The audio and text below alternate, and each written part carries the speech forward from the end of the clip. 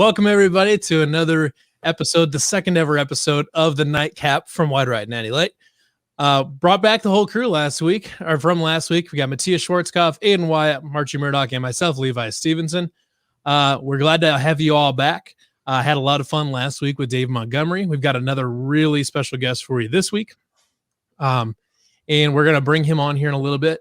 But before we get into that, we want to actually what we should say is after our guest is on, we'll do Aiden versus the 90s. We'll talk a little bit of basketball, maybe a little bit of football. We'll get into it, and then we'll see where we go from there. But before we get into all that, we should say thank you to our sponsors over at Stas Bar and Grill. They're helping us out with yet another crazy project. They've helped us out with our podcast for quite a while now. Now they're helping us out with our podcast. So Stas got some excellent deals as per usual. They got their 11 to 3 from 11 a.m. to 3 p.m. every single day. $8 unlimited tacos, all you can eat. Then obviously Taco Tuesday, they've got $1.17 tacos from 4 to midnight. They've got $2 Jaeger shots, $2 Corona bottles, Jaeger bombs, $3.50 White Claws. Then they got $4 margaritas or $11 margarita pitchers. And about everything in between. The sauce continuing to just give away food and good food nonetheless. So definitely head on down there if you're looking for a quick bite to eat or a good, delicious alcoholic beverage. So now let's bring on our special guest of the week. We did mention him last week. It is former Iowa State Wrestling, current United States national team member, Kyven Gadson. How's it going, Kyven? Hey, it's going well. It's going well. How are you all doing?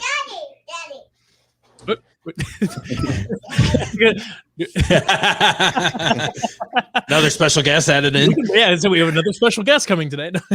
Oh, she will try to take it all over. That's fine. Yeah. Bring her on. So we wanted to talk to Kyven today. Obviously, he's been doing good. He's been in the news recently with your Iowa State Creamery, your new custom ice cream flavor. Yeah. How did that all come about? It was kind of just crazy. I went in there with my manager in October, and she's like, "Well, do you want me to talk to him about making you ice cream?" I was like, "Nah, I don't think it's right.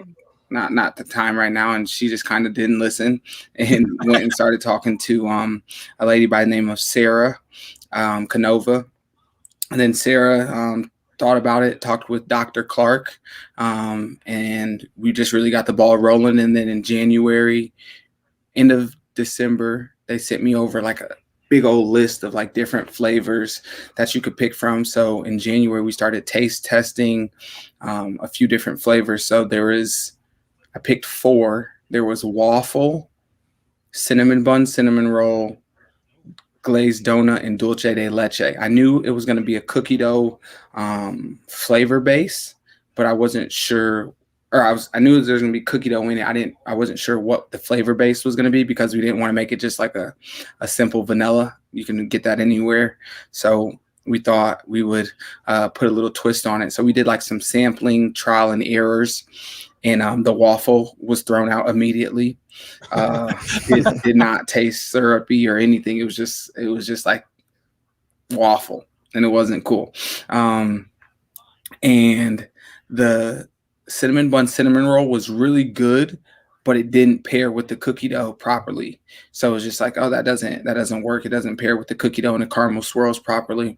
And then the glazed donut idea I got because after season in college one time, I had some Krispy Kreme donuts and some cookie dough ice cream in the freezer after season. And I was like, hey, let's just put these together.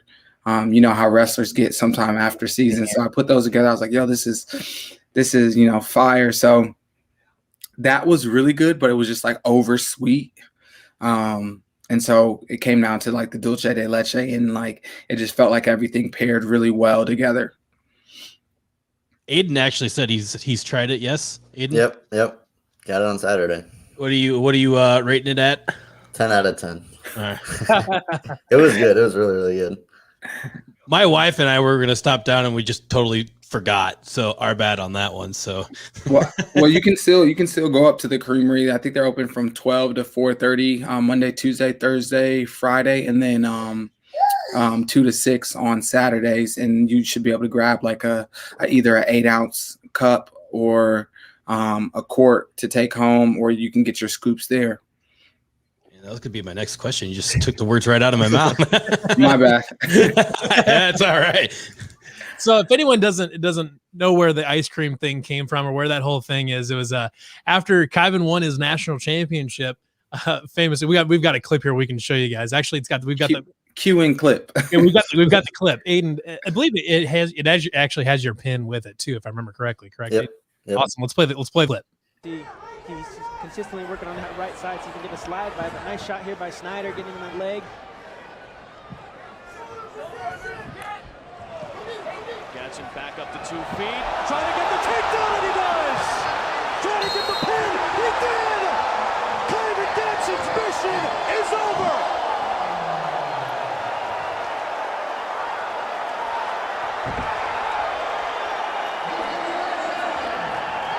What emotions were you dealing with when you stepped on the mat when this match started?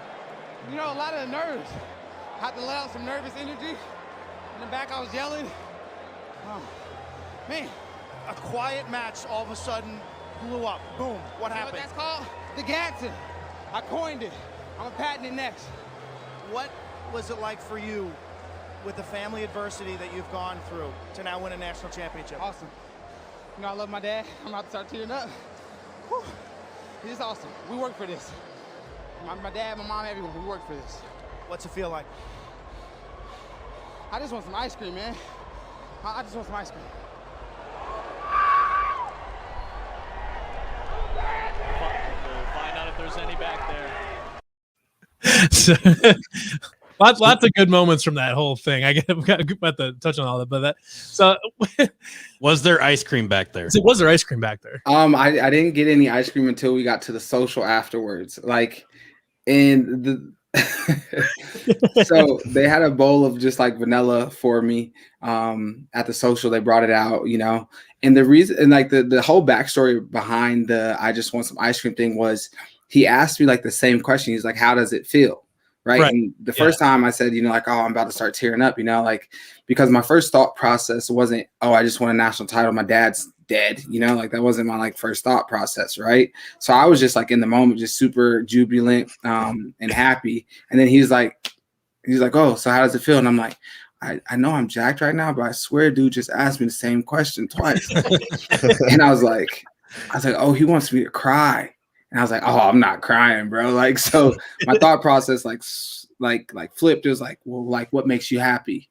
And it was just like, well, ice cream makes me happy. So I was just like, I'm done with this interview, bro. Cause like, it was just like, it was super hard after my dad passed away to keep my like emotions in check, especially with like interviews and stuff, because it was like, everybody was telling me I needed to win because of my dad. Right. And I had never been like my driving, motivating factor. And so because like I was hearing it so much, I got lost in that narrative and I tried to place that on my shoulders. Like, oh, I do need to win because my dad, because he was sick, because he passed away, whatever. And it became too much for me because that was never my intrinsic thing for wrestling. It wasn't because my dad, you know, it was always because of me. And so I had moved away from that year. And was very aware of like where my thoughts and things were going when it came to questions about my dad. And I was very vocal about, hey, I'm not doing this for him. You guys can say what you want, but like, this isn't about him. It never was. He's always just a great part of that support system that got me to this place. And so that's where it came from. It was just like, I'm not about to cry on national television, bro. I just won a national title, you know, like, so it was just like, think happy thoughts. And it was just like, all right, how are you going to celebrate? You know, it was like ice cream. So, well, you know, when the rest of us watch that, or whatever, he's like, he's one of us. You know, he's like he's a world-class athlete, but the dude wants ice cream. It's like the rest of us. Yeah, he's just a normal dude that likes ice cream. You know, I think the most underrated part of that interview is after you run off and yell that you're the baddest man in the world. So, and that's the thing. So even with that, like, my brother was sending me like Muhammad Ali clips the whole week, just sending me Muhammad Ali clips, And so like I'm running off, and I'm like, I'm a bad man, like, cause that's where my mind had to go to, accomplish, that dream, right? Like you have to go to a different place than the place like I'm at right now, like where we're just talking and communicating. It was like I had to go to a place where like I don't believe anybody can beat me, right? Like I'm supposed to go out here, I'm supposed to dominate, I'm supposed to, impose my will on people. And so like I was getting those Muhammad Ali clips, and that's my favorite athlete. And I was just like watching them and repeating some of those things to myself. And so like those were the things that were like in my head right around that time, And I was thinking, maybe we can go like do some like WWE. So I need to cut some promos. Like I was talking about, like, like it's the Gadson. I coined it. I'm gonna patent it next. Like I was just trying to, cut some promos. Maybe that's still in the future. Ships. I like where your head's at. Right. Like, the bag needs to be secured. Right. Like, so. That's what Marchie. I think that's what Marchie was doing when he was directing the band after TCU. He's just trying to trying to position himself for something. I wonder, just thinking about that, I wonder if like the actual band, it's the same band director. So whenever I come back, I could just do it. Should be. You just showed up. If you just showed up again, be like, hey, I did this a few years ago. Yeah. I will pay you to walk out in the middle of the football game with the giant like baton thing that they have and just start underneath the staircase.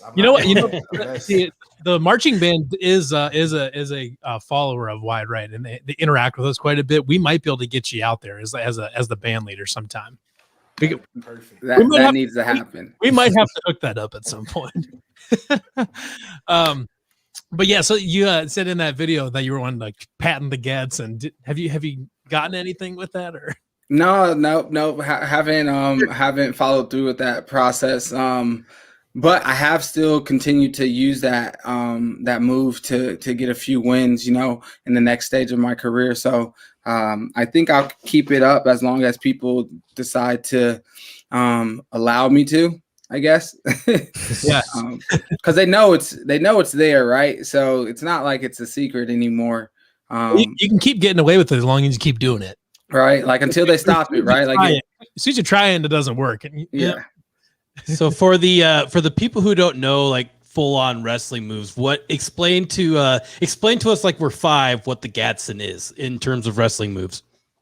In terms of wrestling moves, well, a lot of people have said it's like a junior high technique, which I would disagree with fully. So basically, you have an overhook. So like you're hooking over. That person has an underhook, right? Mm-hmm. And then on that same side that you have the overhook, you're taking your leg and you're stepping behind their leg. But the other side has the underhook. So you're like, boom, boom, right? So you can kind of manipulate and maneuver. So with this overhook side, I step and I hook the back leg. And then our momentum, because most people try to step out of it, the momentum of them only being on one leg usually takes us over to essentially what people think is like a 50-50 position, but I think it's more like 100-0 position. And so it's like maybe it's like 95-5. Yeah.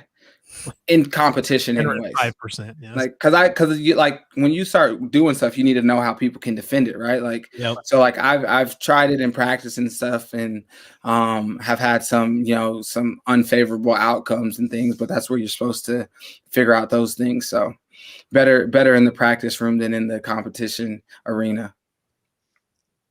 Fair. Yeah. So this thing is, if people don't follow wrestling very much, what I have noticed, so like I wrestled when I was really young, and then I kind of fell out of it as I got a little bit older. But one thing I've noticed about college wrestling is that the athletes and the coaches are completely different from any other sport when it comes to press conferences and stuff like that. Like I've never seen it anything like wrestling is just totally different from like I'm thinking of like football and basketball and stuff like that too, where they're very coach speak. They do this or whatever like that. But wrestlers and wrestling coaches are like really super direct.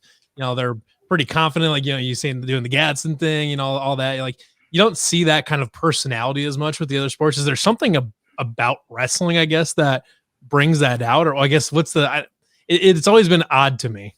Not odd, but just different. I'm not sure. I think in wrestling there's such a high level of personal responsibility. Like if you handle your business, if you're taking care of everything that you need to take care of, like it's a very high level of personal responsibility. So although your success is based a ton on what you do, like you have tons of people, right? Like in different areas of your life that support you in those endeavors. So I don't know, maybe it's the ego of the sport, because like the whole thing about wrestling is it's all about like dominating another person, right? And so it's one. Yeah, it's weird. It's weird in a way, right? Like, so you like need people to be able to turn off this switch, right? Like where like, oh, okay, like when they go on the mat, like their whole thing is to like control you, dominate you, essentially like embarrass you and like break your will, right? But then you need them to come off the mat and turn that switch off. And so maybe that has something to do with it at the highest levels, and probably that personal like responsibility, because it's huge, to have that. And there's not like, you can't sugarcoat it. Like if you're getting taken down or getting handled and like essentially like dismantled, like your coach can't be like, like that was great effort, like nah, like we got some work to do, son, like so that we can protect you from that feeling happening again, right? And I think sometimes that's a really big driver for people. Is like, for me, it was like my sophomore year in the state finals, like I got embarrassed,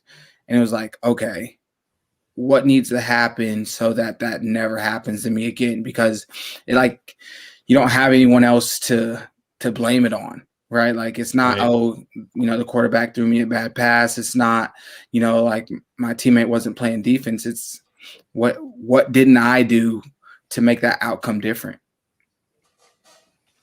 Yeah. Kyven.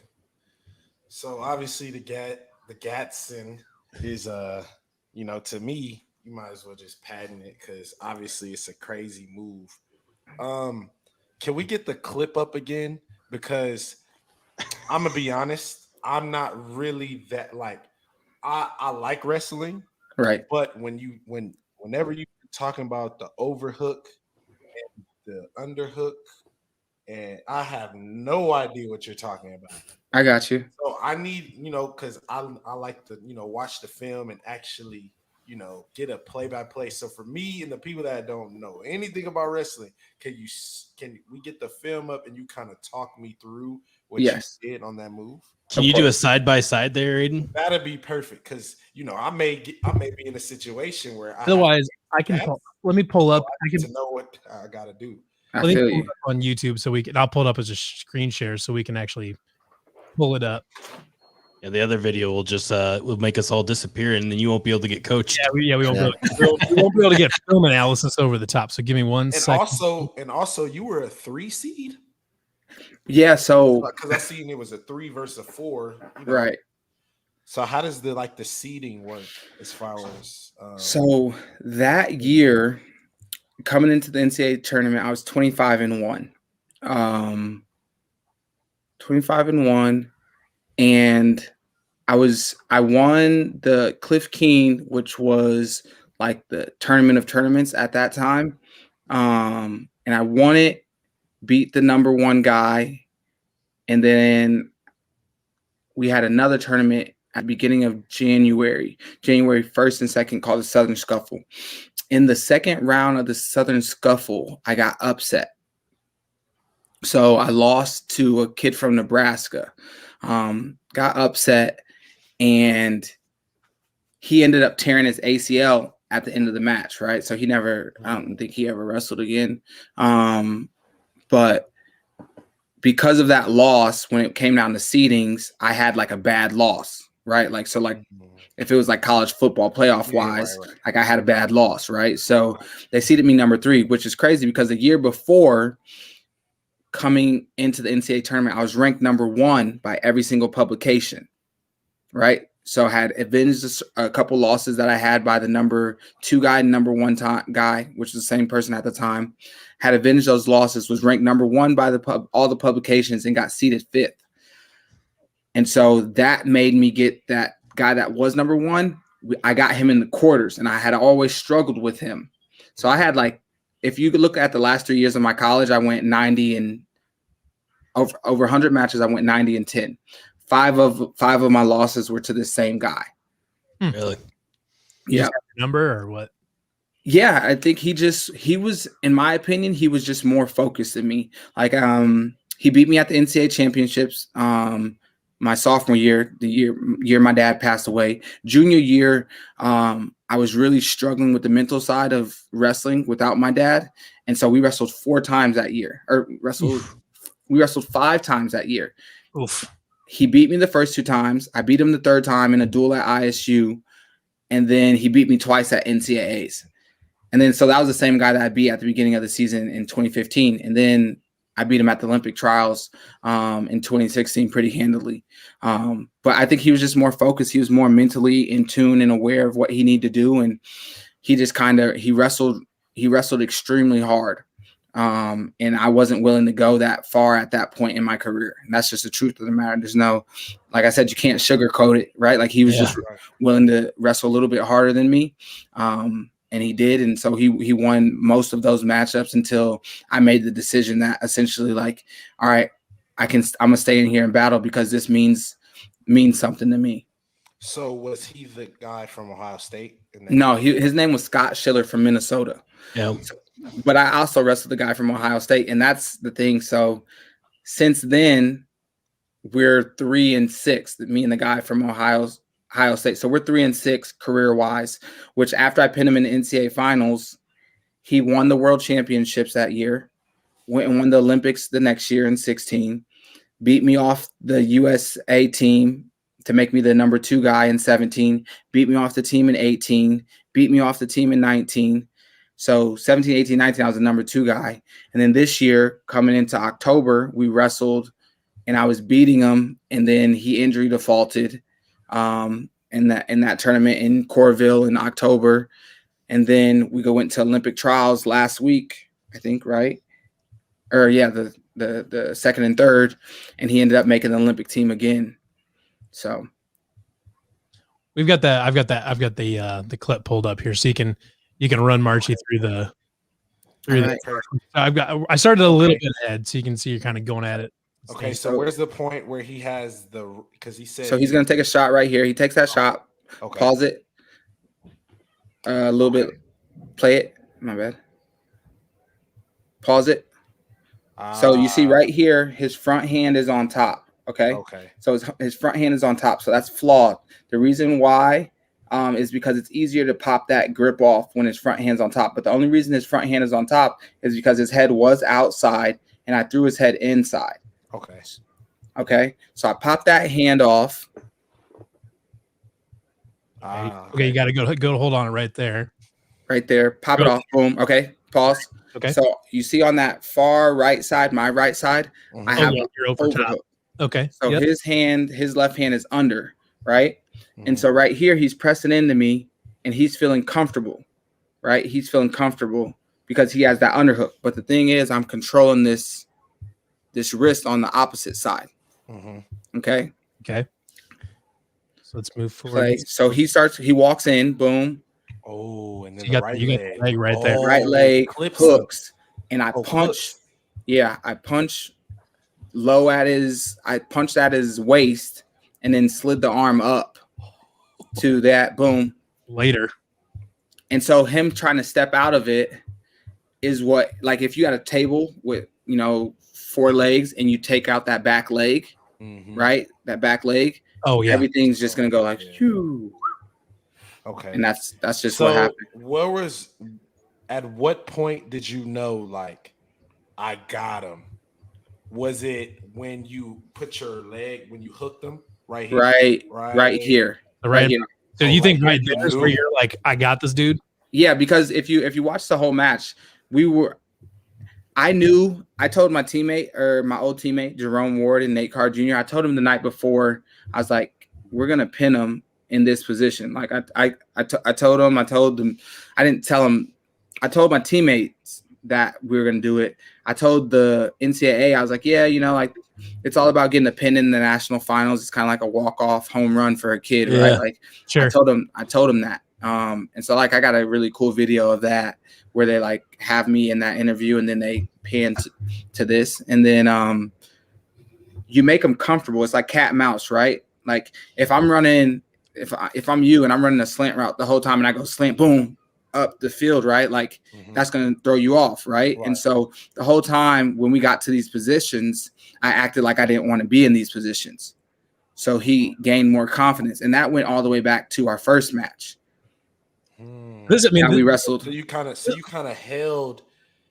of basically knew that you would be in this situation and have to face him maybe in the championship. So you kind of held on to it until you actually needed it. Well, yep. And so but I'd used it against other people, but it's one thing to use it against someone else and feel it, right? And so like when we wrestled earlier that year which was December at that Cliff King tournament, we got in that position and I didn't use it, right? It was like it wasn't necessary, right? It's not the time to use it. And it was like, but I was very aware because of that match that this is a position where he would feel comfortable and feel like he had the advantage, but he really wouldn't have it in this situation. That was my thought process. The Floyd Mayweather counterpunch right here, basically, is what you're doing. Yeah. And so I knew we were gonna get there. And even earlier in this match, we got in this position. I acted like I didn't want to be here. I was like, oh no. Right. So it's like cat mouse, it's like a chess, like at that point in our careers, like I felt like I was like playing chess, like he's gotten the better of me since then, but I've definitely continued to develop and grow. And so if we do continue to compete against each other, I feel very confident that I'll continue to grow to the point where I'll be able to come up on top. Just like that too. I mean, it happens so fast too. Well, that dude had won everything. Like, I mean, he was a true freshman at this point, coming into, I think he had one loss in high school, like 179 and like one or something, like maybe his freshman year. And so he was already tabbed as like the next greatest thing because in the semifinals, he beat the defending national champ, right, from the year before. So everybody was like, oh, like it's an upset. But I was like, I had already beat him that year. So I don't know if it was necessarily an upset. But yeah, like we knew as a staff and as a team, we knew where we wanted to go. And so when that position arose or that opportunity arose, it was like, take it. Yeah. And it happens so fast too, where he's just down and it's done. And yeah, I think he was a little bit in shock. Does he do like you? So you say you hit this move on him, like you just did. So like, does this guy like say like, "Oh shit"? Like, does he say anything when you hit this move on him, or is it pretty quiet and you're just like, he just knows at this point in time that he's done for? I don't know. You'd have to ask him, but I think like just in terms of like what happened after he hit his back, I think he kind of like knew. He was like, "Oh snaps!" He's kind of like in shock, Yeah, I'm wondering like, what is the exact moment where his brain goes, "Oh shit"? Like what? Like, I mean, to me, it'd be like right there. He's like, oh, damn. Right. Because he's got the leg. He's taking me down. I mean, that's right there. Yeah. I don't know. I think that this is probably going to be a conversation that we're going to have like 30 years from now. Yeah. Like, hopefully we're going to have it 30 years from now. Like, cause that would mean like I did my part too. Like, cause there's three like world-class guys that were in this bracket. There is myself, there's Kyle, and then there's Jaden Cox. Okay. Jaden has 2 world titles. Kyle has 2 world titles, an Olympic gold. Jaden has a Olympic bronze and a world bronze. So I'm the only one that doesn't have like a world level medal to my name, and so we were all at the same weight class this year. Jaden had a unfortunate mishap, so he didn't get to compete at the Olympic trials. And so we were basically about to run it back, but yeah, it's been crazy. Like I'm trying to get, these dudes are all younger than me. Right. And I'm trying to get my world and Olympic titles now. And they already have theirs and they're still competing at a very, very high level. So It won't be easy, but I know it'll be worth it. And the crazy thing about the rest of the video is that's not even my mom. That's not your mom. Oh, wow. No, that's not my mom. It's just a random person, or who is it? So it's my ESPN mom. So Leland Weatherspoon. That is not your mom. That is not my mother. That's my ESPN mother. So my mom, I specifically made my mom a T-shirt. It said Mama Gatson on it. Okay, specifically made this because I'm like, yo, we're gonna be in the NCAA finals. I need to know who my mom is, right? Like, you can't even make this up. This is Leland Weatherspoon's aunt, and yeah, ESPN really made an error here. I think they just saw like happiness and they saw a black woman, and we're like, oh, like boom, Yeah. And so I felt really bad for my mom, because like that was her moment, right? Like that's her moment. She invested tons of time, energy into my process, and into this moment. And for them to like have that mishap was like unfortunate. But like just, it's just one of those things. Does like somebody from ESPN like come by and be like, hey, sorry we missed your mom on camera, or they just like they just let it go? Yeah, they kind of just let it go. Like even the Weatherspoons, they even like complained about it and were very unhappy with it, but yeah, like it's just one of those things. They usually, I think the thing is like they probably knew where Kyle's parents were. That's just the truth of the matter is they probably knew where Kyle's parents were, and they made sure they knew, like usually you check beforehand and see who the parents were. You get an understanding, all those things, right? Twice. They got her twice. They went back to her too. That is they even put her name on there. Yeah. And so that's Leland right there. So yeah, it was an oversight for sure on their part. Interesting. I was kind of getting a kick out of it too. Like when he's raising your hand and you're all like, you're just bouncing. This whole time. Just jacked up. So much energy. Trying to whip? Yeah, it wasn't my best whip. Hey, man. Let's go back and watch this here real quick. Oh, we're down. We're out, and then we gotta get. It's like he tried to do about 30 dance moves in one shot. Like, there. Man, you can do what you want when you're a natty champ. I was gonna say there was no wrong dance move to do in that situation. Because we had I had talked with like Earl Hall, and I was like, yo, like what's the celebration gonna be? He's like, oh, you gotta hit the whip, you know what I'm saying? And so I had planned it way smoother, but it just didn't come out that way. It's no different feeling. Yeah, too much adrenaline flowing out there. Way too much adrenaline Trust at that me. point. I know, way too much adrenaline. You don't know what to do. Yeah, you have so many stuff planned, and then when it happens, you're like, yeah, it just kind of like jumping. It doesn't stop jumping for like 30 seconds.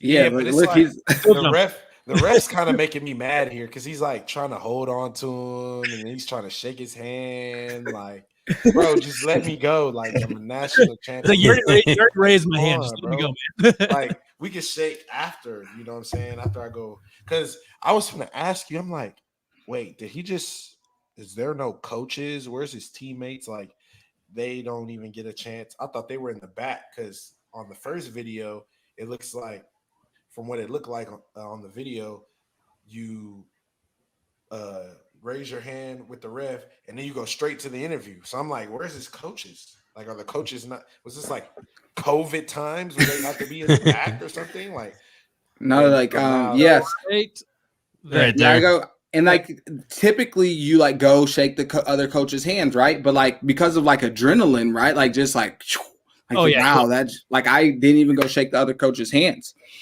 which was very atypical of me. So. Like you said, you have like things playing, and then that adrenaline hits you, and you're just like, "Woo!" You could just peep the saltiness. Oh, look at him walk off. Yeah, I live for that, man. You live for that type of like, stuff. and he's even like the head coach. He's the head coach at Ohio State. Still, he's been quoted saying like, oh, like they wrestled that match, 9 out of 10 times, blah, blah, blah wins. I'm like, well, how does that work? Because in college and folk style wrestling, like I was 2-0 against that person.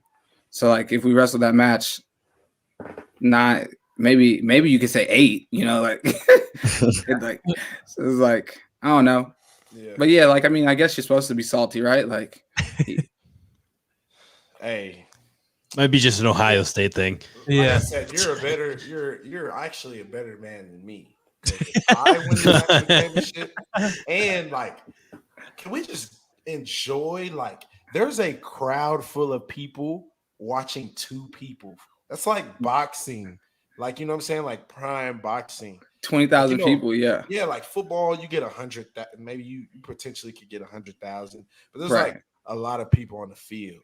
There's literally thousands of people watching y'all 2 wrestle, and you won. So like basically everybody, all eyes are on you. That's like crazy, and it's like, and just thinking of what I would have done. Come on,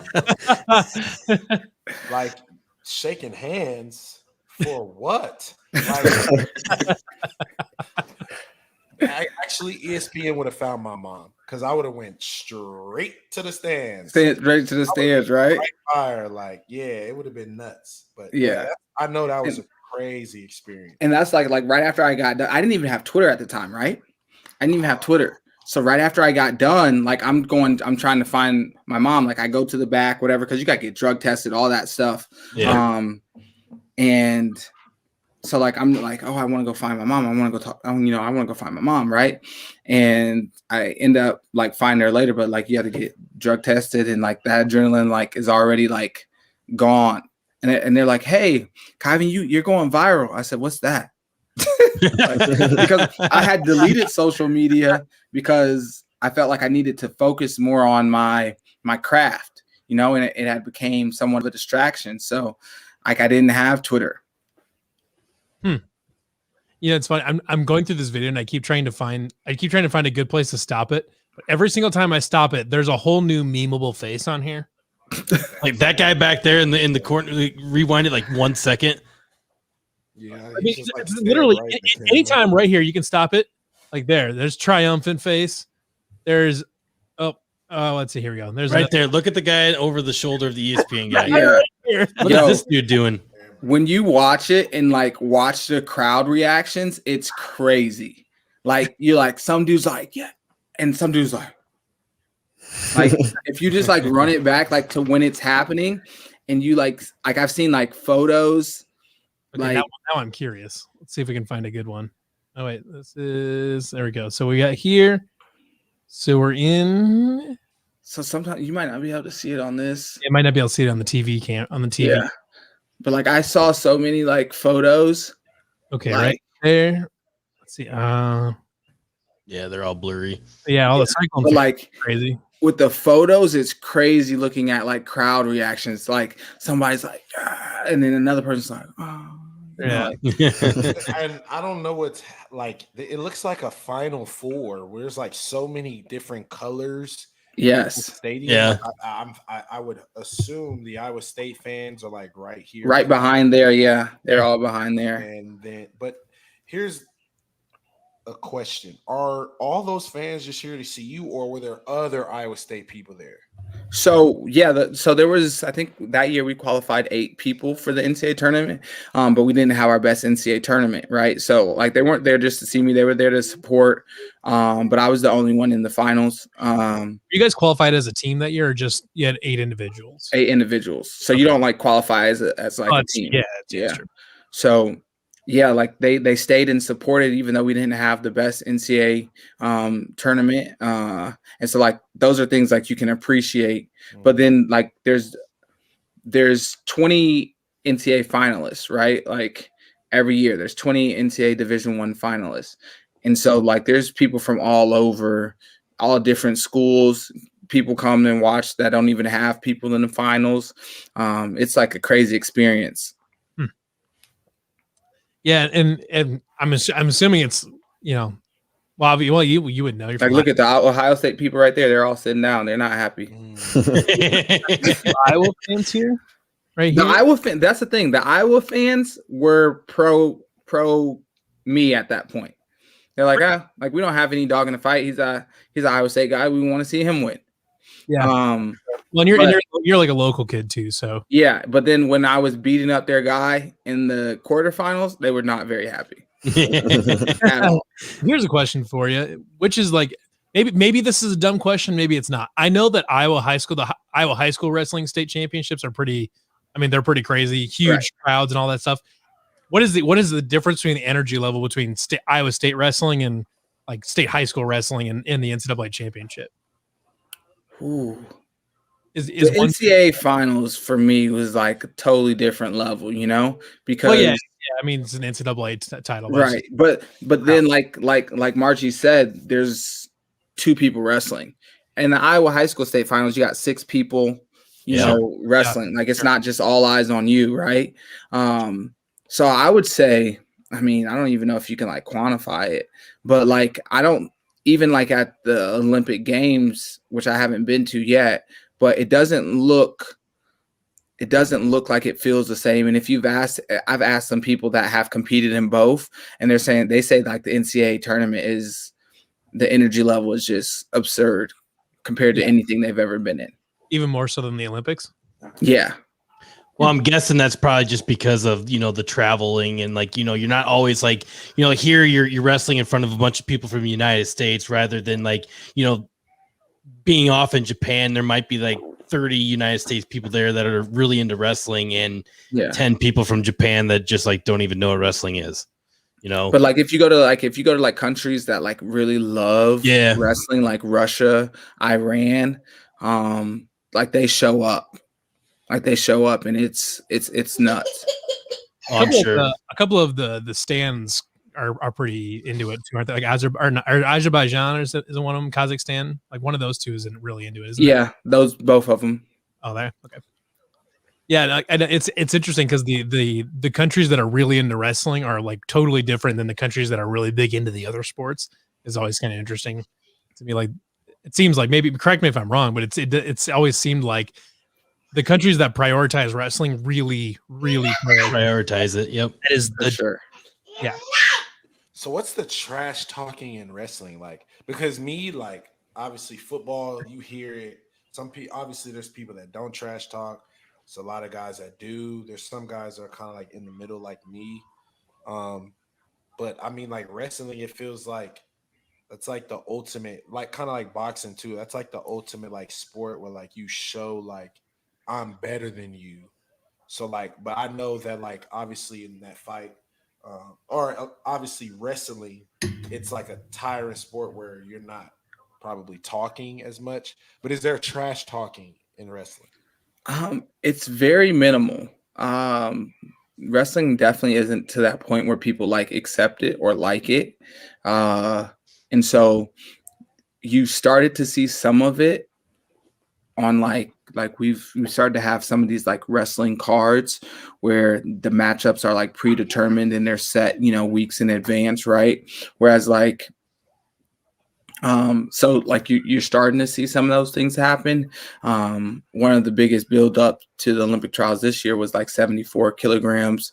And there was a lot of trash talking, and verbal like sparring, like leading up to that, and like, mind games and things like that. And, people like had to pick a side. So that was, really interesting. I think it got people, wondering, like, oh, where could this go? Like, what is this going to do for the sport? Things like that. But there's not a ton of it. There's a lot of respect because everyone kind of knows what it takes to be at that level and to compete at that level. But like, I wouldn't mind it because like I grew up, playing basketball, playing football, like doing all that, like trash talking. And it would add a different, I think maybe advantage or element, for me. Right. And I think it'll also make the sport maybe in ways more marketable, but that also comes, you have to take the good and the bad with that, right? Like, yeah. And so like, I think that's why wrestling isn't really prepared for that, because there's a lot that goes into it. Like you start talking trash, lines get crossed, right? Mm-hmm. Like we saw that in the McGregor, Nurmagomedov thing, right? Like lines get crossed, and so who gets to say what lines can't be crossed, right? Like even like with Roberto Duran and Sugar Ray, back in the day, like Roberto's talking about his wife, like trying to get in his head, right? And he does the first time around and it messes with him.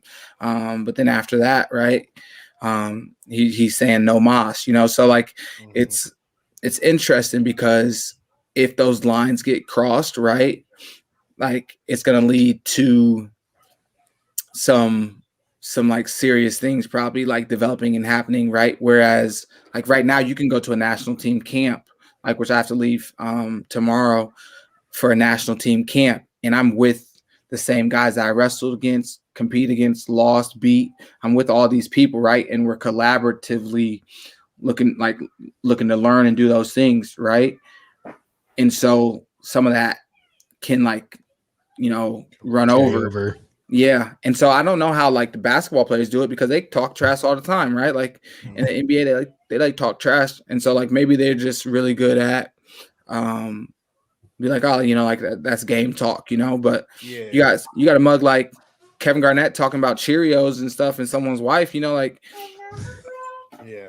And I also think wrestling, like basketball, it isn't as physical, obviously, as wrestling. And so I think with it being a physical sport, you kind of maybe want to lesser the trash talk before it kind of gets too out of hand. Right. But me personally, I think if wrestling had a guy that was kind of like the villain, right, or or kind of like the guy that people are going to watch because he's going to do something, I think it could improve the sport, just and at least improve the viewership as well. I agree, and like those people are like coming about, every once in a while. Every once in a while they're coming about and they're not received greatly, but that's what the villain role is, and so as if that person's able to deal with it and deal with like the backlash and things like that, then it's good for them, so I don't know. We'll see where it goes. I wonder if it kind of goes back to what you were touching about with before, where it's because it's already a one-on-one thing. I mean, it's one-on-one doesn't even really describe, like, doesn't actually do justice to really what it is. Because like you said, it is a battle of wills, a battle of pride.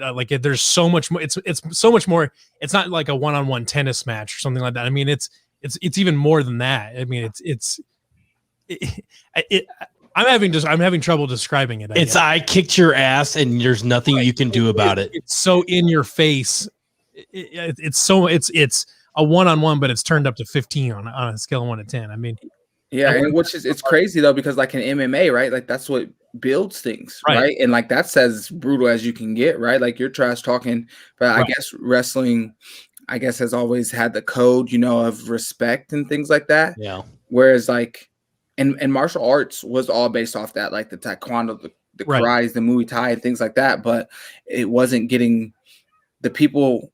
Drama sells. Period. Drama sells. Right. And so early MMA took a while to take off because they were still in the martial arts. Right. Like bowing, appreciating things like that. So it, like I said, you got to take the good with the bad. If you do open that Pandora's box, because a lot of people, a lot of feelings, things like that are going to get hurt, and lines are going to get crossed, and so it's something you have to be very aware of,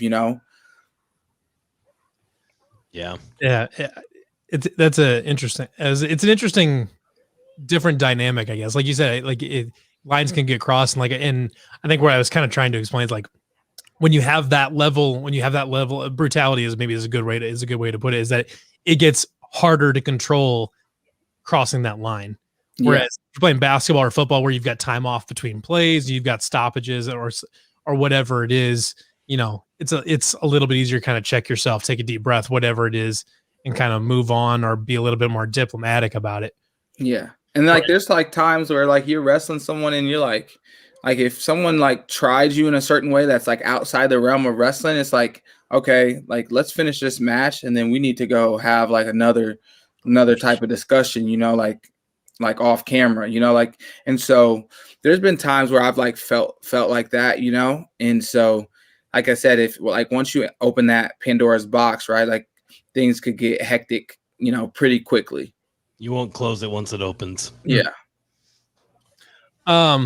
So I wanted to pivot just a little bit because, like, we kind of talked about a little bit before the show, is that you're still talking with or working with the guys on the team right now. You mentioned that you're talking a little bit with like David Carr and stuff like that. What are you helping out with the team at all? And what's your kind of impression of the program now? Now that it seems like everything's pointed in the right direction. Got some really good guys in, the good young guys in there too. What's your overall impression of the program, since you seem to be pretty close to it still? Yeah, so I'm employed by the Cyclone Regional Training Center. So basically, they give senior level athletes opportunities to continue training alongside the college guys. So it's like beneficial for both. The college guys get to train with guys that are, essentially professionals. And then the RTC athletes get the opportunity to have like a living wage and everything like that. But I'm excited for Iowa State wrestling. Like having a national champ after not having one for 6 years is awesome. I enjoyed watching one of the guys that I worked with, pretty closely in Ganton Grimmel get on the podium this year as an All-American. So I'm excited for the program. I'm excited for the team because, it does look like things are trending properly. And like I remember my senior year, right? Like it was like, man, it's been a while since we had won a Big 12 title. And we were like in position to do that and we didn't get it done my senior year. And so it was like, those things I boiled down to like, me being a leader on a team, like I need to do a better job. Right. And so I'm excited and I really hope the team continues to grow and move forward positively, because I remember when I committed to Iowa State, we had 2009 or 2010, I watched 3 guys wrestle in the NCAA finals. It wasn't just one, it was 3 guys in the NCAA finals, and so I was like, oh, when I get there, that's what I'm going to be doing. I'm going to be wrestling in the NCAA finals, like I'm going to be winning a national title. Like I'm not coming here to not win national titles. Right. And so I hope people and kids saw like David Carr win. Right. And they're like, yo, I want to go there and do what he's doing, or I want to go there and train alongside him. Right. Because it looks like he's having fun. He's doing his thing. And so like those are things like where if you get a guy like a David that can kind of transcend the sport a little bit, and people are like, yo, like look at how much fun he's having wrestling and winning, and he got a national title and he has 3 more years left and he could win 3 more. Like people see that and are like, yo, I want to do the same thing. Kids see that and like I can do that same thing there. And so that was super important for the program. Well, while we're still on the program training and how it is now, and I'm gonna kind of like shift it to recruiting just a little bit, and we're seeing it kind of now, and I'll kind of compare it to the current state of basketball program where they want to recruit the state of Iowa. How important is it for Iowa State to recruit the state of Iowa? Because I mean, there always are the mixture. I mean, there's some really good wrestlers in high school, but then there's also the sprinkle of the guys that are of the elite level talent that might go somewhere else or maybe not end up at Iowa State. So how important is it for, this coaching staff right now to recruit the state of Iowa for wrestling? I think it's important. I think they know it's important. I think they invest in that heavily. I think the most important thing is to get the best kids, period, though, right? Yeah. Like you get the best kids, you develop the best kids, then you're going to do a lot of winning, right? And so if you look at the programs that are winning, right, consistently, that program is Penn State, right? And they're not allowing themselves to be like, oh, I'm only going to recruit from the state of Pennsylvania. Yeah. Right. They're going everywhere. Like if you look at their lineup, they have kids from everywhere. If you look at Iowa, who just won a national title this year, they have kids from everywhere. They have a kid in there from Missouri. They have Pennsylvania kids. They also have Iowa kids in the lineup. So I think the most important thing is getting the best kids and getting them in an environment where they are having fun, they're learning and they're growing and they're developing. And that's when you're going to have the opportunity to really step over that threshold and have the opportunity to compete for national titles. Because if you look at it like this, like if I'm getting the best kids and those kids are still developing, right? And you're getting a kid that's maybe a lower level and he's developing, the best kid's still going to be better for maybe a good amount of time, right? Unless they're developing at like a crazy rate, you know?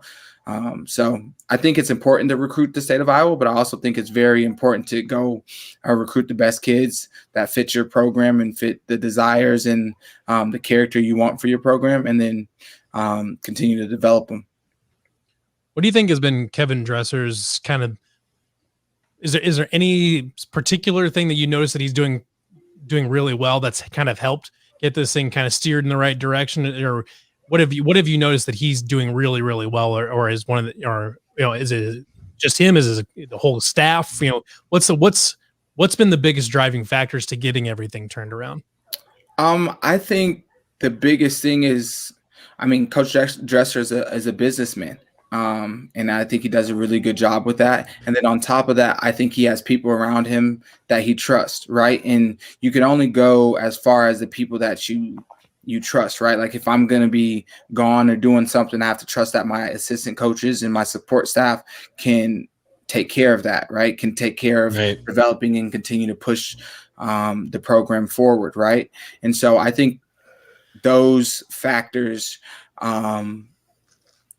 are heavy in getting the program back to where they need is that trust and that support staff. And then he's relied heavily on the RTC and things like that, and done a good job with that. And so I think those are two of the biggest factors. They're working on building a new regional training center, right?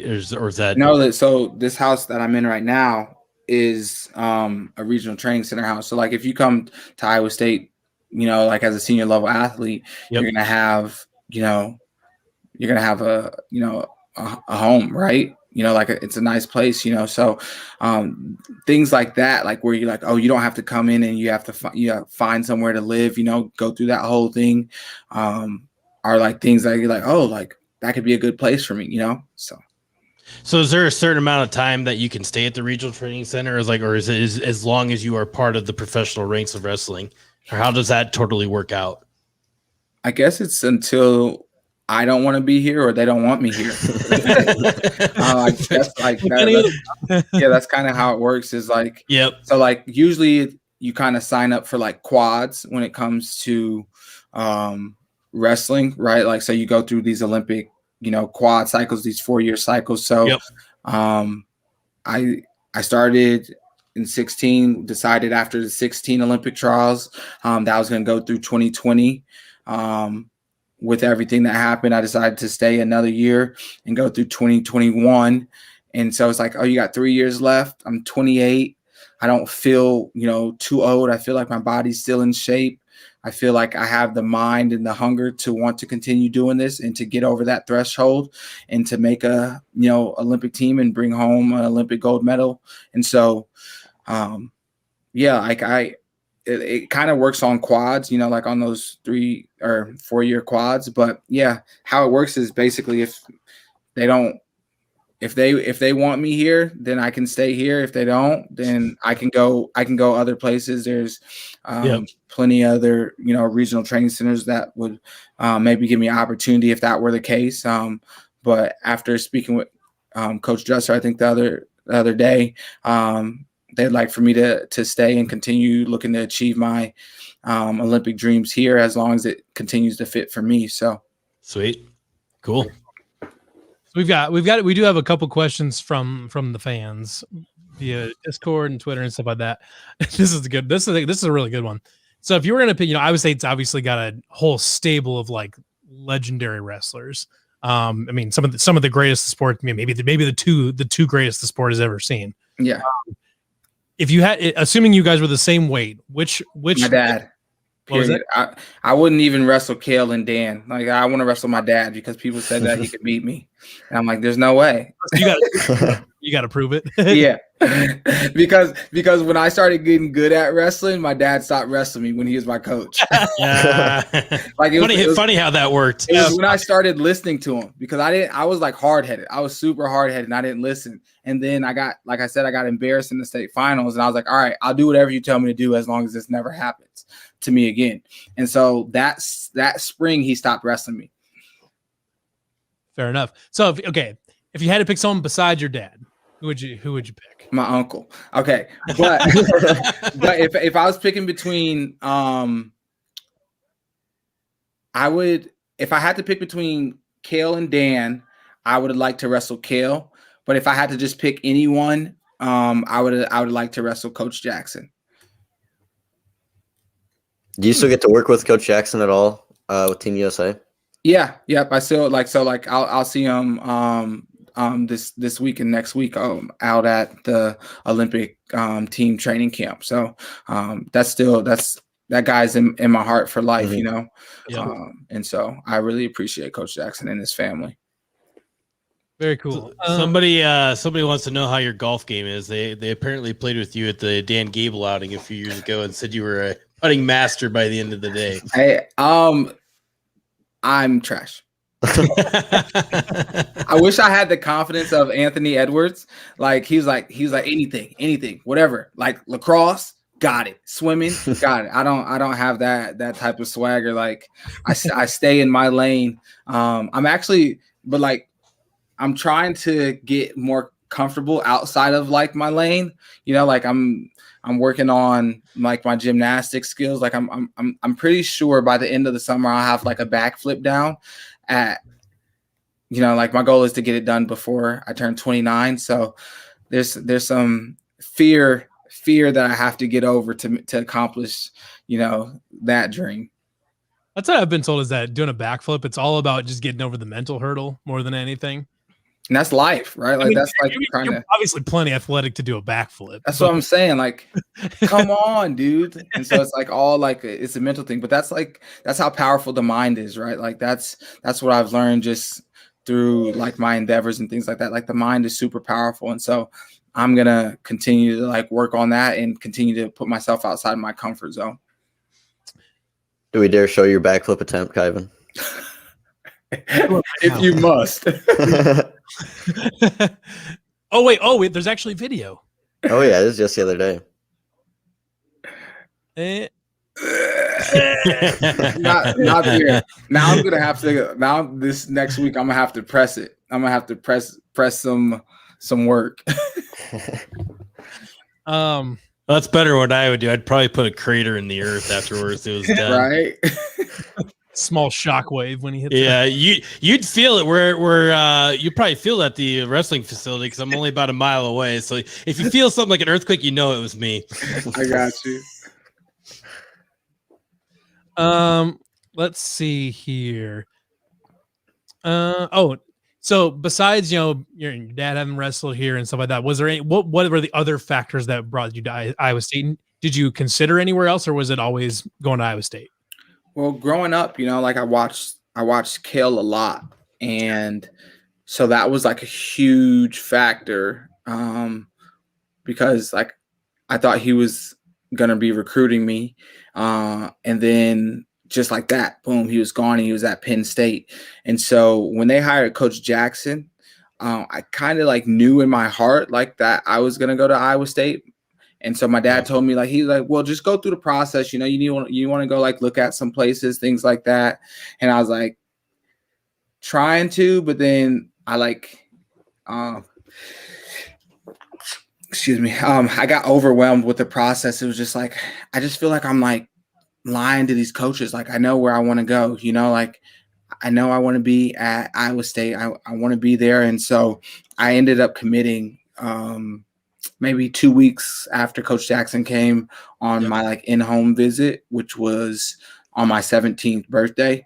So I was Cyclone bred from the beginning. Same here. I'm not a wrestler, but same. No, I got you. It's ingrained in the blood, man. Being born in Iowa City was tough, bro. Like I went to grade school in Iowa City, and there was just like Iowa stuff all around, and I was just a sickly kid because of it. I grew up and still live over here deep in Hawkeye country. Yeah, so. Bro. Like I was just like, that's probably why I was so small, because I was just like sick because of all of it. And then like once I got to high school and I no longer lived there, like I was able to blossom and grow into my full body because like stuff was going on out there, It held you back a little bit. Yeah. They found out they knew you were going to end up at Iowa State, so they were just holding you down. Yeah, they knew what was about to happen. Bobby Schloss says, Kyven, good to see you, bud. What's the go-to place to eat names for you guys, for you and your family? So I am a big fan of the filling station. A big fan of the filling station. And the ISU Creamery. The filling station is like legit. Like I like it a lot. Let me see if there's anywhere else. I haven't been there in a while. I don't think I've ever. Yeah, you need to go there and try the Metcalf. It's like legit. Metcalf has his own dish. Is it what kind of food is it? I don't. So they like got breakfast food. They got lunch food. Like They got burgers and burritos, all that stuff. Let's see. His and Metcalf's thing is. Like it's like eggs, hash browns, cheese, bacon, jalapenos, peppers, and onions. It's on point. That sounds like my kind of dish. Yeah. It does sound pretty good. It's legit. Let's see. We got another one. Favorite non-NCAA's match in college. Favorite non-NCAA match in college.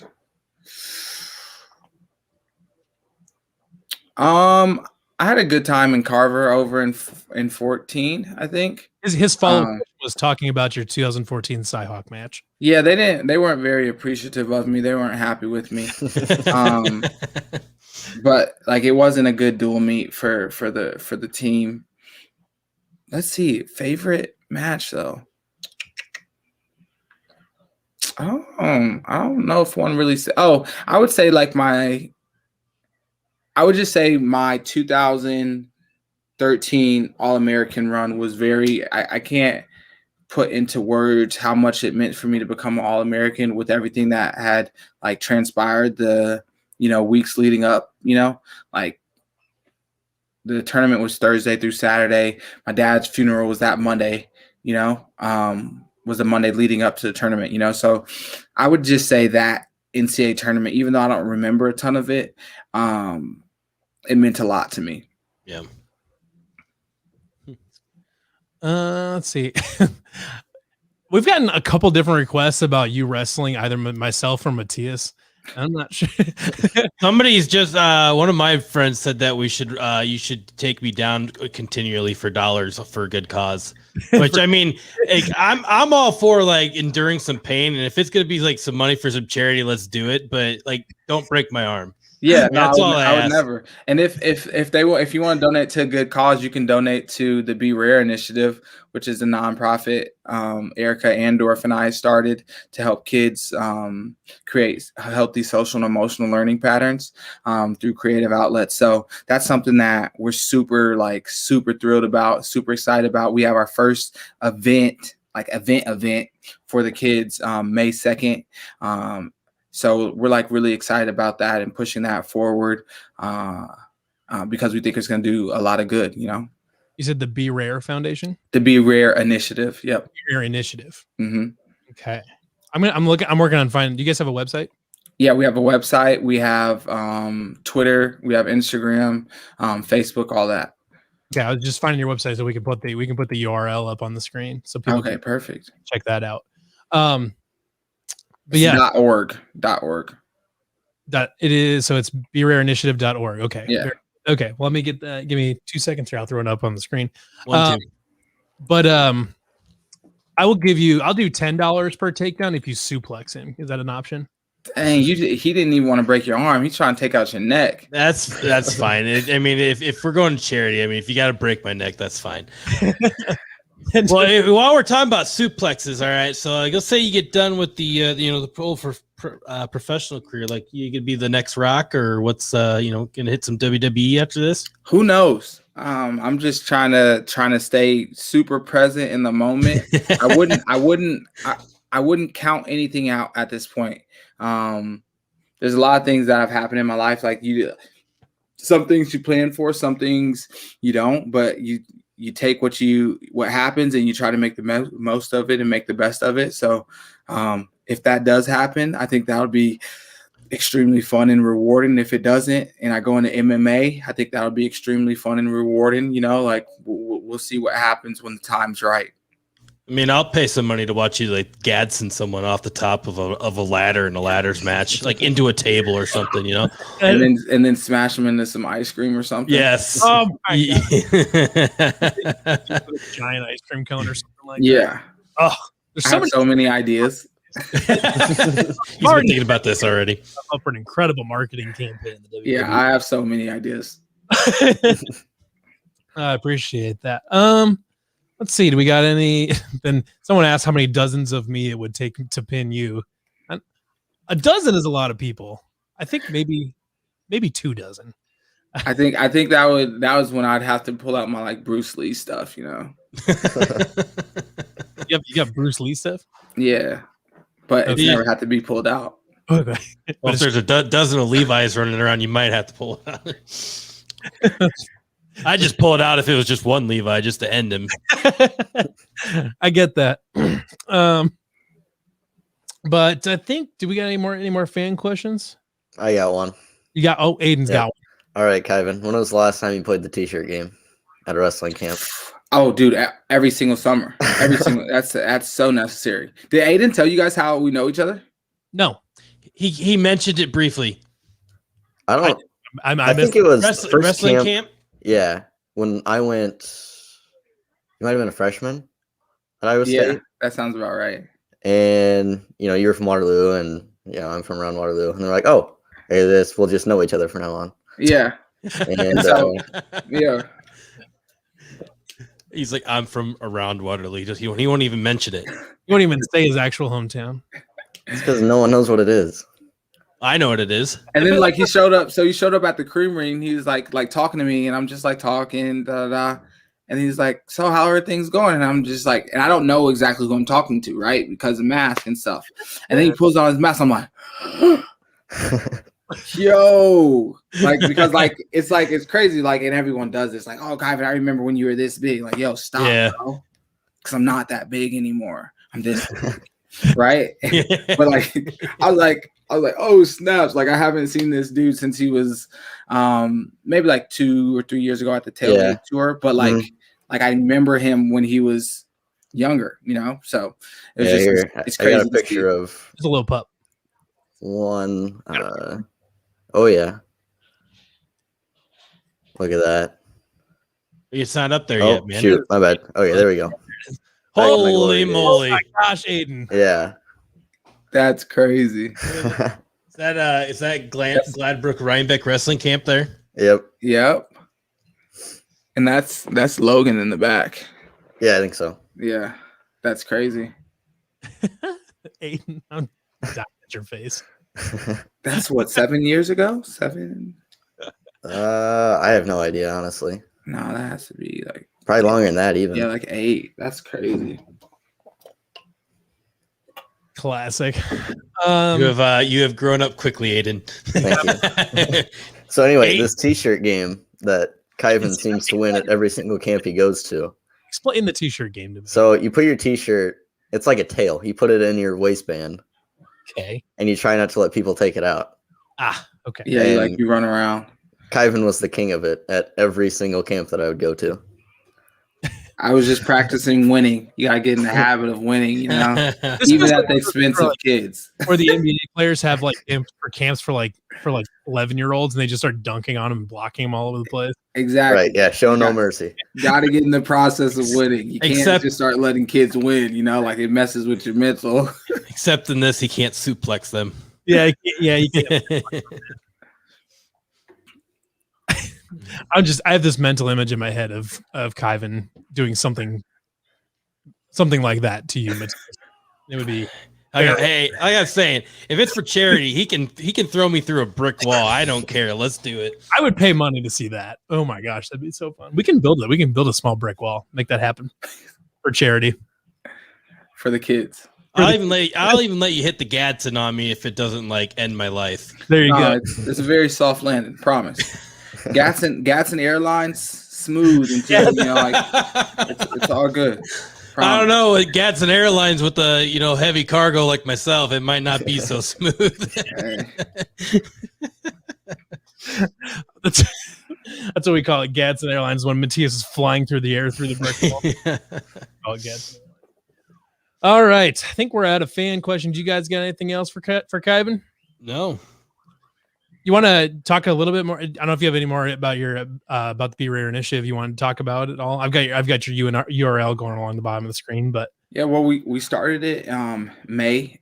Erica and I, we just had a discussion, and we started to talk about maybe a wrestling club or something. And she kind of was like, well, what if a kid doesn't want to wrestle? Wrestling isn't for everyone. Everybody can wrestle, but wrestling isn't for everyone, right? And although wrestling is my passion, I don't want to cut out another kid's dream or their opportunity to grow and better themselves because wrestling isn't their thing. Everybody and every kid has a race that they can win, and so that's really what we're about, is helping that child and their family find that race and then investing in them, essentially being rare, because everyone's going to have their different thing. And so when they find that, it's going to release these things I like this. I can be really good at this. You don't have to force a kid when they find something that they enjoy to do it, right? They want to do it. And so we're super excited about that. We're super excited about getting involved and continuing to, I think the thing is, we want to impact, lives in the community, and we have some big, plans. And one of the people I've looked up to, and love the things that they've done with their platform is LeBron James. He has the LeBron James Family Foundation. He has the I Promise School. And so those are a lot of really cool things that I believe there's opportunities to do that, especially based around social and emotional learning and emotional intelligence. And I think there's a lot of positive that can come from the Be Rare initiative and from getting, the community involved, and a lot of great things can happen. So very cool. And when we usually do we put an article up on the site with this, and we'll put a link to your site on there and everything like that. And perfect. People can help out. You said you have some events coming up? Yeah, so May 2nd we're having our first event, which is going to be it's going to be a series of events called Peaking into Passions. So it's going to give kids an opportunity to try different endeavors. And this first one is going to be painting with a local artist named Siriaco or Siricasso. And so he's going to teach the kids how to paint, and they're going to paint their whole things. He's actually who designed this shirt for me. He does some really cool stuff. And so cool. We're super excited about that. And we really feel like this series of things is going to give kids different opportunities to find something that they enjoy, they love, and really grow from there. Very cool. Sweet. I think we're about out of questions for you for right now, anyways, Kyven. We have a segment on our show called, because Aiden is so young that he is apparently oblivious to a lot of things from the 90s. So we have a segment called Aiden from the 90s. You're welcome. If you want to, you're welcome to stick around and play. It's kind of like a trivia type thing. Just a couple questions if you want to. How long is it? Oh, maybe 10 minutes. Okay, I can do it. All right. So we're going to do Aiden versus the 90s. All right. All right. First question. Which popular 90s movie features Sandra Bullock and Keanu Reeves on a bus that can't stop? Oh, God. Oh, that's not multiple choice? Nope. Yeah. They just throw me into the fire, basically. I've seen it, but... On, Aiden. I know what one you're talking about. Oh, help me out again. But I didn't know that. Brad says speed. Brad is correct. Yeah. Brad always helps me out. Brad's coming in here with the answer every week. Brad, you need to wait on the answer until I announce it, okay, man? I think he got all of them right last week. He did get all of them right last time. I've seen it, and he's calling a dude on the phone. Oh, that movie was a really good movie. It is a good movie. Yeah, I've definitely never seen that in my life. Number 2. Name the popular series of music CDs that compiled all of the recent popular hits. Oh my god. That's easy. I think. Is it like That's What I Call Music or whatever? What's your answer? I think That's What I Call Music, right? Kinda. I mean, kinda. You're missing the most important word, but there's a now in there somewhere, isn't there? Yes. Yeah. It's Now That's What I Call Music. Now That's What I Call Music. Yeah. I'll give it to you. It's fine. Well, I was gonna be wrong because I was gonna say wow. You gonna say wow? Yeah, like the wow music. I have no idea what you're talking about. Oh, see. All right, and the last one. This popular brand of affordable streetwear became a staple in the early 90s, fueling the rise of one of America's most famous sharks. Oh, I know that one.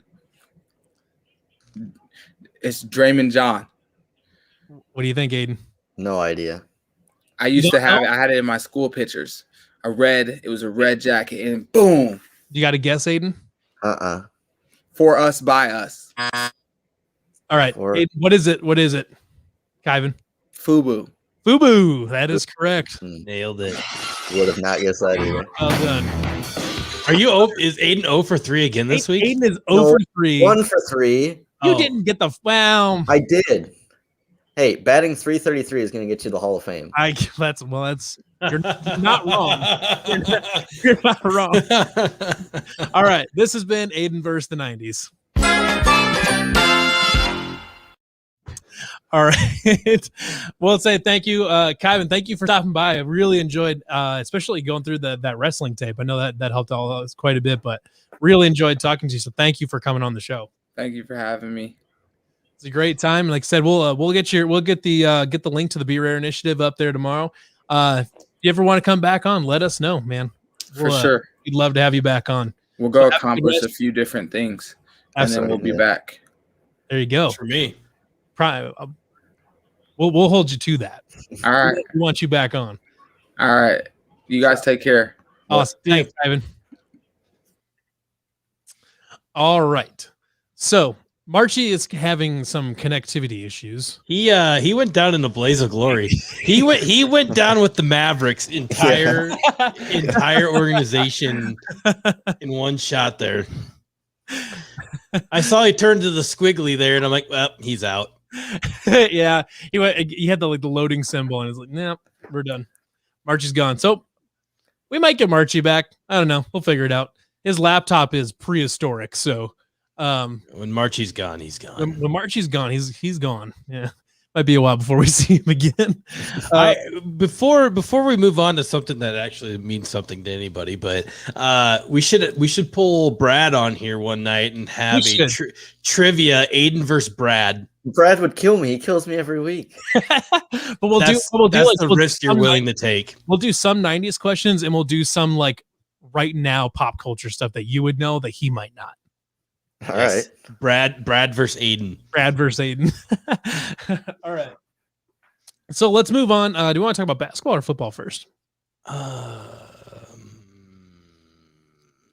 Let's go to the basketball because it was like a kind of like a trend shifting weekend that we had this past It was weekend. Absolutely. With Iowa State bringing in, we get 3 transfers this weekend? 3 transfers. And a big commitment from Tyrese. And the recommitment from Tyrese Hunter, which is arguably. Wait, we didn't get 3 transfers. We just got 3 commitments. Because we got the kid from Minnesota. Yeah. And Caleb Grill. Caleb Grill and Tyrese Hunter. Oh, yeah. And then the other guys were before that. It felt like 3 commitments at that point, really. Yeah, I mean, and it kind of was, but, 2 transfers, and then Tyrese Hunter recommitting, which is honestly maybe the biggest one of anything that we've seen so far. Absolutely. In my opinion, I would say he's probably your shoe-in to be kind of the lead dog next year, right? Mhm. Yeah, so it sounds like they're going to be using him, Tyrese Hunter, and Xavier Foster as kind of the focal points for the entire team. They're the 2 cornerstones of the team moving forward, and now they're just piecing people to fit in with their games. And Xavier Foster more than likely is going to end up at the 4 position, which, he's 7 feet tall, but, he can shoot from outside, so he fits a 4. Now, what they do down low at 5, we got 3 other dudes that might be able to fling in there, but your starters you're guaranteed are going to be Tyrese Hunter, Xavier Foster, and then Gabe Kalsher. Did I say that right? Kalsher? I don't know. I've looked at that name about a half a dozen times, and I have not come up with a good name. He was shooting 41% from 3 as like a freshman when they went to the NCAA tournament, and he played down in Des Moines, and he scored like 26 points. It's kind of like dwindled down, but that's kind of like the start of the downfall of the Patino era at Minnesota too. Yeah, so he addressed that a little bit in a comment too, and saying it was more of a confidence issue than anything. Yeah, so I would think TJ would be a good one that be able to get a fresh boot to the confidence stream. There might even that gets up to like 35%. Yeah, if it's somewhere between 35 and 40%. To me, because from what I understand, he's a pretty good defender too. Mm-hmm. I mean, if he can be Chris Babb, where he's a really good defender, he's shooting right about 38-40% from 3. That's all that's all we really need. That's all you need. You just need a guy that can get over 10 points a game, and then kind of couple with that Tyrese Hunter and Xavier Foster, because you're hoping your starters are at least be around that 10-point range. And I don't think they're done adding, whether that's a freshman coming in. I mean, there's a couple of guys that are floating out there that have decommitted from elsewhere that could end up at Iowa State too, but I think they're really looking hard at these the Inarua from Kansas that just decommitted. I'm totally gonna pronounce all these names right. And then that guy that just decommitted from Kentucky as well. I mean, if they can get one of those guys, heck. But I think they're really hard after both of those guys. I mean, if you get both those guys, this is like it turns into probably a tournament team all of a sudden. That's what I think. I said that in the chat in the Slack yesterday. I was like, "Oh shit, this is gonna be it." Now, but these guys are high end level talent dudes. They're everybody is after them. So the odds of us getting both are probably slim. I think we went into the weekend kind of thinking like Iowa State basketball, it's whatever, and then we got these 3 huge, 2 commitments and 1 recommitment. And now it's like I'm excited for Iowa State basketball again for the first time in probably a year and a half. There's hope around Hilton Coliseum. Yeah. As it sits right now, you're probably looking at a 500 team, which is insanely better than 2-28. Yeah. If they finished 500 next season, that would be way above anybody's expectations. They're going to add somebody now, whether that's a scorer or whatever it is. If they get a guy that can get buckets, however. You're looking at maybe like there's like you're not the bottom of the conference of the Big 12. You're like if I stumble upon a couple wins here and there, like we could find ourselves on the bubble. Right. I think Levi said it best. This is kind of a year 0. And in Matt Campbell's year 0, we didn't win a whole lot of games, but we were competitive in every game pretty much. Yeah, nobody came out of that season thinking like, "Oh shit, we went 3-9 again." They're like, "Not 3-9, but we got close on a bunch." Right. Let's say for figurative standpoint, they're going to go 500 this next year. All right, cool, great, much better than 2-28 or whatever. 2-24. I don't even remember. I blacked out that entire season. And so now you land. Let's say they land Taman Lipsey, and then the kid from Minnesota, the shooting guard that is a high level 4-star, and Lipsey is probably you remove the ACL injury from his repertoire of past differences. He's a high level 4-star player as well. He's mid to high 4-star easy for sure. So you add those 2 guys, you find another post player somewhere that is a scholarship or whatever. Then you got something cooking because you're getting the same guys back. You have everybody who's on this team currently right now. You're probably going to have them all back, other than maybe like George Condit and Javon Johnson. Like they're probably out. So then you have Gabe Kalsher for 2 years for sure, this year, next year. You got Tyrese Hunter. Depending if he goes off, he might end up in the NBA. Who knows? But let's say he comes back, he's playing another year too. So that's a loaded team, I think. So I'm still treating next year as year 0, no matter what. Just because of the state of the team at the end of this year. Like next year is year 0, no matter what. It's a freebie and just be competitive. Yeah, even if he lands both of those transfers we're talking about, and the team is legitimately maybe a bubble team, I'm still saying it is year 0. We don't need to be losing by 20 in Hilton Coliseum, especially by then. Fans are going to be more than 10 fans in the stadium. So, right, if we're losing by 20 in Hilton again next year, I'm gonna be pissed. We're not gonna. If we're getting blown out at home, that's a problem. Losing at home to good teams, I'll be able to stomach as long as we're. Well, yeah, whatever. Yeah, I don't want the days of losing by 25 in Hilton Coliseum. We should never, ever. Even if we ended the year like we did this year, like two wins, like that shouldn't have never happened. It should have been minimum like 10-point losses. Like, but I get the crowd's not there or whatever, but. Even if the crowd was there, we're probably still going to lose those games this year. I was going to say the crowd wasn't going to save that Texas Tech game that they won by whatever it was, 35 or whatever it was.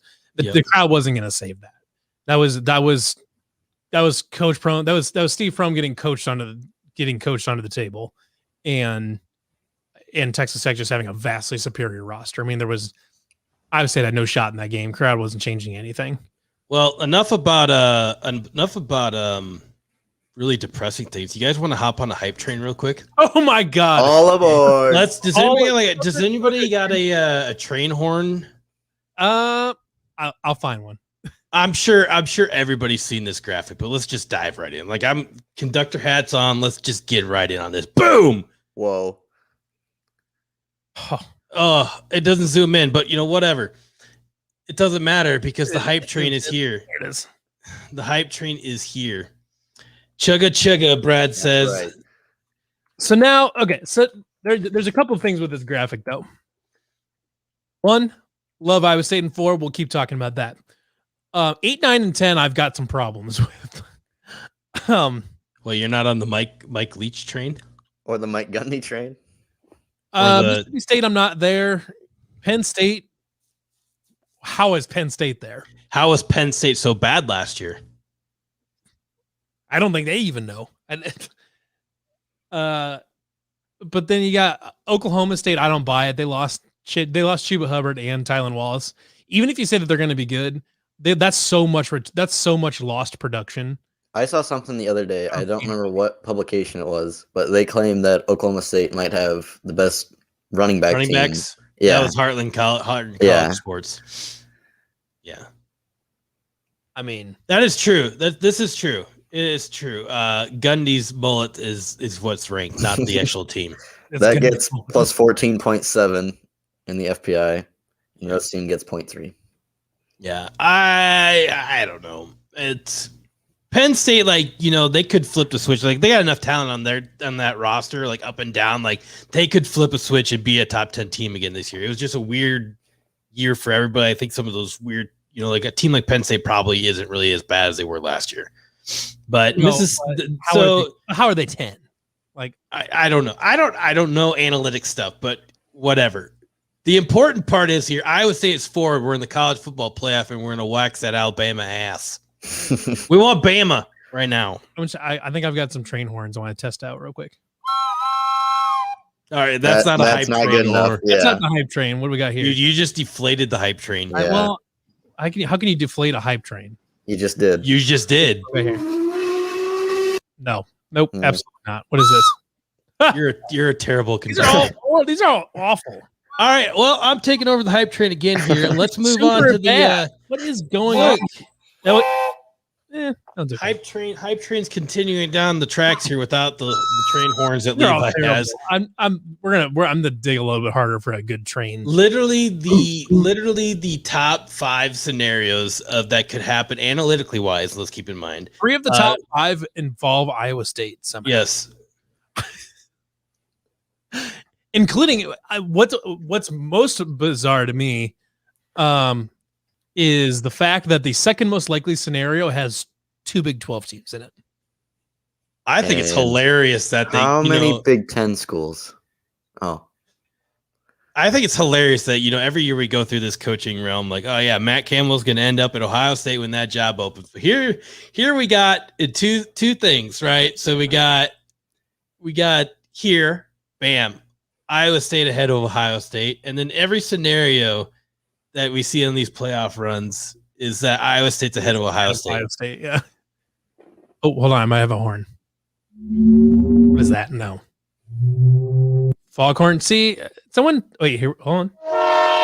There it is. That's much better. That's your best one. It only took 20 tries. There we go. That's a good one. All right, we'll get one of those horns. But I want one that goes. I want one that has 2. What's this? That's a cruise ship. Never mind. Anyways. Well, I mean, when we're going to the national title game, we're gonna need a cruise ship to get everybody down. No shit. I don't even know where the national title is, but I'm assuming we can get there via ocean. Yep. Taking a boat. Or we could just hop on the Mississippi River and get a cruise ship down there somehow. I don't know. Let's see here. 2022 College Football National Championship is going to be at Lucas Oil Stadium in Indianapolis. So we can take a boat. We'll make it work. We'll make it work.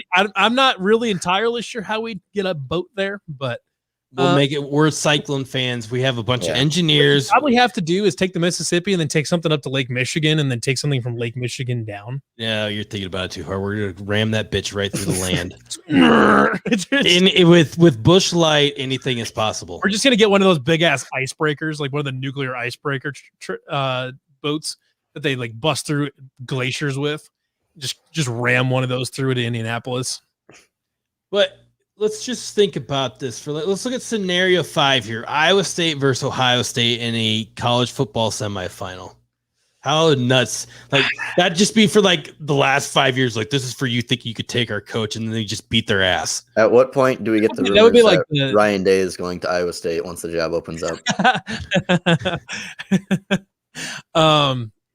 But also it'd be vengeance for the aircraft game.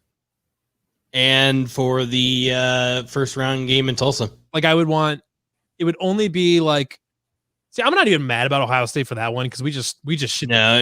I'm mad about it because it just added on insult to injury. Yeah. No, I mean, like I would need for that game to be somewhat like poetic. I would need like some like really bullshit targeting call to eject some Ohio State safety or something like that. That's what I would need in that game. I can't even think of who'd be their star. I don't know. With Justin Fields gone now, I don't even know who's like left on the team. The weirdest thing is like I only know like I can only think. Oh, hey, what's that guy that just left? That he was decommitted from Iowa State Ryan to go. Williams, the running back. Yeah, screw him. Let's go after him. Let's play. Let's play this. It's literally him and Chris Olave are the only 2 Ohio State players I actually know. It's the weirdest thing. Like Ohio State has all this talent. I don't know anybody on that team. Well, I'm sure we will by the year end. 100%. Sure. But yeah. like who's their quarterback? I've Justin Fields. No, not anymore. Future Chicago Bears quarterback Justin Fields. After Ryan Pace trades the next 7 drafts up to get damn good and well that he's going to trade up to number 3 and he's going to no.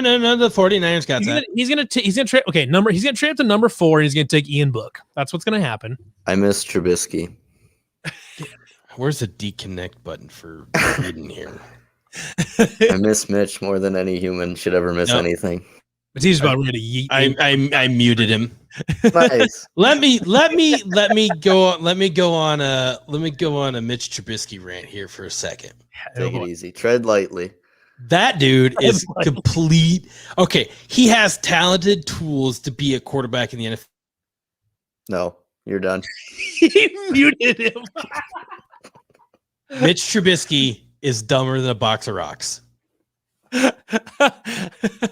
How did you manage to mute him that whole time and then as soon as you unmuted him, he said Mitch Trubisky is done with the box of rocks. Like, how did you time that up that way? I think he unmuted himself. I did. You did. Mitch Trubisky is dumber than a box of rocks. Okay. Matt Nagy is dumb. We had to save that one for this podcast for this week. We had David on last week. But yeah, so this.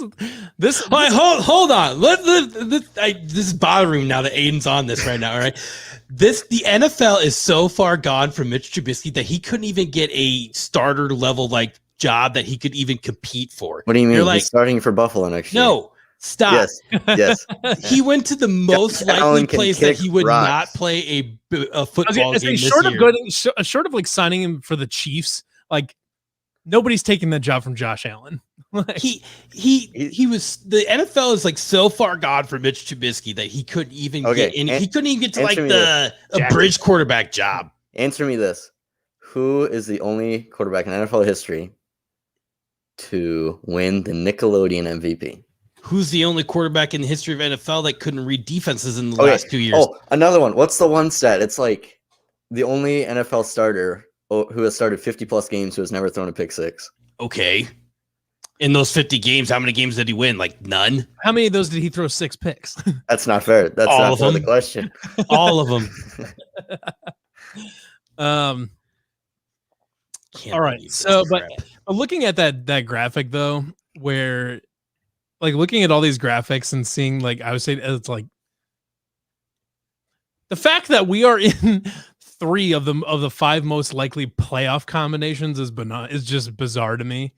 Like I'm having difficulty like processing all this information that I would say. You know what this means? Means we're gonna go 7-5 and end up in the fucking Liberty Bowl. Yes, what's gonna happen? You guys aren't allowed on the hype train anymore. Oh, this is all. I fucking just crashed the bitch. We've got big dumb energy going on right now. I tell you guys this all the time. I always think of the worst case scenarios to think of. That way, I'm pleasantly surprised when it doesn't happen. I guess, but I feel better that way. That's fair enough. It's funny though. They got to beat UNI first. I hate playing UNI. I hate it. I hate it so much. I hate. Okay, so I was thinking about this. If you, I'm sure some people have kind of seen them on TV this year. I don't know what channel has them on, but there's been UNI games on. They've been able to broadcast them this year, but they McIlvain looked pretty impressive when they came down here and played 2 years ago. Look like freaking Johnny Manziel.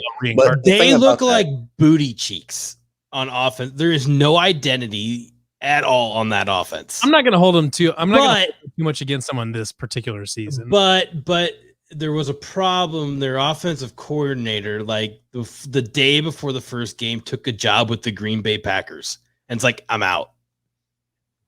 Yeah, that's why I'm not going to hold too much against. But them. like, that's the shitty part about like some of these the FCS coaches. Like, so all the bigger schools, obviously, we played in the fall, right? These guys are playing in the spring. Some of their coaches are like being poached to like in the middle of the season, the middle of their season, like right before it's getting started. But UNI has not looked very good on offense. One thing that does make me feel better though is that they lost Spencer Brown to the NFL. I mean, that dude was a badass. I'm glad that he's gone. Yeah. And I don't see. I mean, Will McIlvain was a true freshman in his first game ever in that game and just ran around like friggin' Johnny Manziel and nobody could touch the kid. And that's what he still does right now. Like, it's just I've watched a couple of their games this year, and it's just kind of, I don't know. Like, it was just something to watch in the spring. Like, yeah, UNI, local, Iowa team, not the Hawkeyes. I can watch this, right? And that offense was just like. I mean, I'm not worried about their focus or anything. I don't like playing UNI. I never have. I never will. Let's just 50-piece them. Let's get out of there. We could beat them 45-0 in the first week of the season, and the next time we play UNI, I'm still gonna hate it. I'm always gonna hate playing UNI. I hate it so much. In any sport ever. Yep, doesn't even matter. I always hate playing UNI because I know that they can beat us. Like, we should beat them, but I know that they can and occasionally will beat us. Our ghost baseball team could beat their ghost baseball team. Yeah. But we'll keep an eye on that. The funny thing, what it's interesting though, is I have not heard a peep out of spring practice. Not one. No news is good news. No news is good news. That means they're just, eating a bunch of bananas. It means they're lifting some weights with Dave Andrews, throwing the pigskin around, practice, having a good time.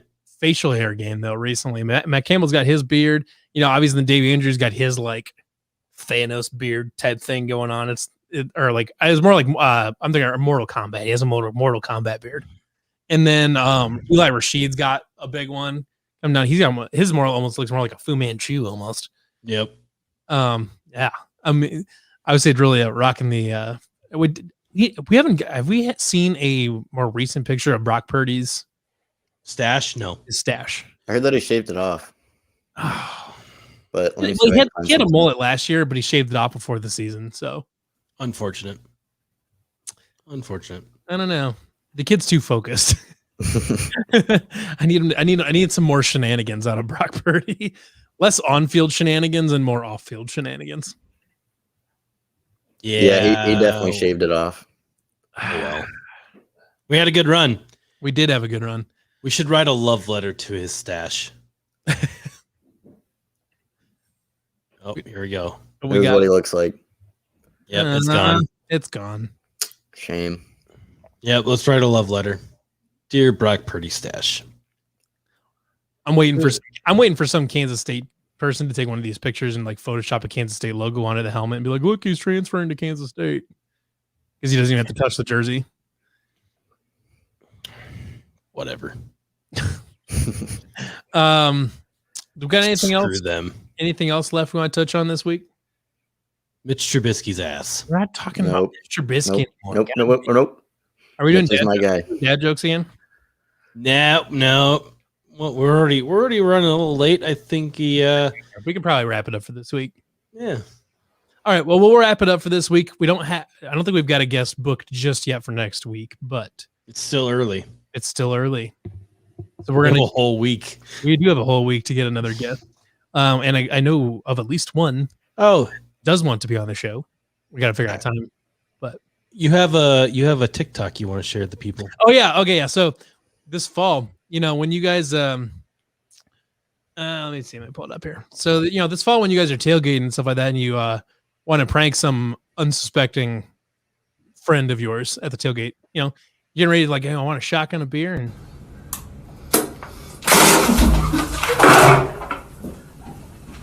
your son. That was a headshot. She's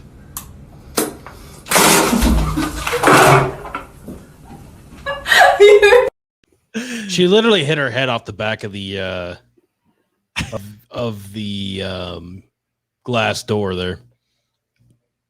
It's ridiculous. I want to do that to somebody though. I'm gonna do it to you sometime this fall. You're never gonna see it coming. I probably will. All right. Well, we'll wrap it up for this week. So thank you everybody for joining us for this episode of the Nightcap. Thank you for Kyven Gadson for stopping by. We had a great time talking to him. So everybody have a great rest of your night, great rest of your week. For Aiden and Matthias, I'm Levi. Everybody have a good night, good rest of your week. Go Cyclones. Mitch